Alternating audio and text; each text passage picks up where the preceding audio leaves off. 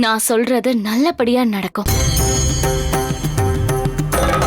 அம்மா, அசோக்கோட பயம் நியாயமானதுதாம்மா. ஓ முடிவை நீ பரிசீலிக்க கூடாதா? யாரும் பயப்பட வேண்டாம். நான் சொன்னது போலவே இந்த பூஜைய என்னால செய்து முடிக்க முடியும்.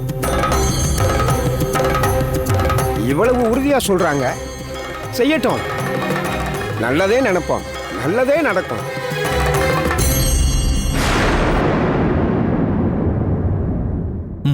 சரிங்க திரௌபதி, உங்க மேல நம்பிக்கை வச்சு இதுக்கு நாங்க ஒத்துக்கிறோம்.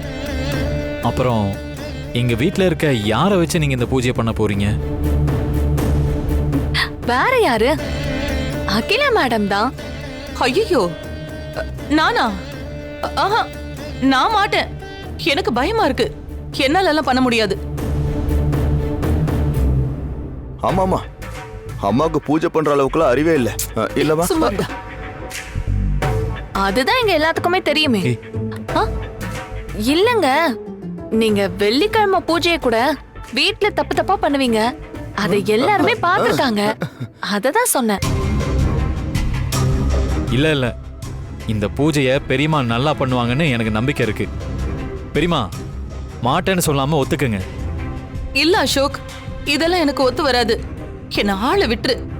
என்னங்க என்ன பாத்துக்கிட்டு சும்மா நிக்கிறீங்க? சொல்லுங்க. ஆமா அசோக், இதெல்லாம் சரிப்பட்டு வராதுப்பா. இங்க பாருங்க, பயப்படாதீங்க. உங்களுக்கு ஒண்ணும் ஆகாது. பூஜைய நான் தான் பண்ண போறேன். நீங்க வெறும் டூல் மாதிரி தான். நான் எப்படி பூஜை பண்ணணும்னு நினைக்கிறேனோ அத வீணை இசையால உங்களுக்குள்ள உணர வைப்பேன். நீங்களும் அதை உணர்ந்து பூஜை செய்ய போறீங்க. அவ்வளவுதான். வேண்டான்னா என்ன விட்டுருங்களேன். என்ன ஏன் தொந்தரவு பண்றீங்க? துர்காவை விட்டா இந்த வீட்ல இருக்கிற ஒரே லேடி நீங்க தான். நீங்களும் மாட்டேன்னு சொன்னா எப்படிமா? அசோக் சார்க்காக ஒத்துக்கோங்களேன். ஹேய், நீ சும்மா இரு. எனக்கு இதெல்லாம் வராது.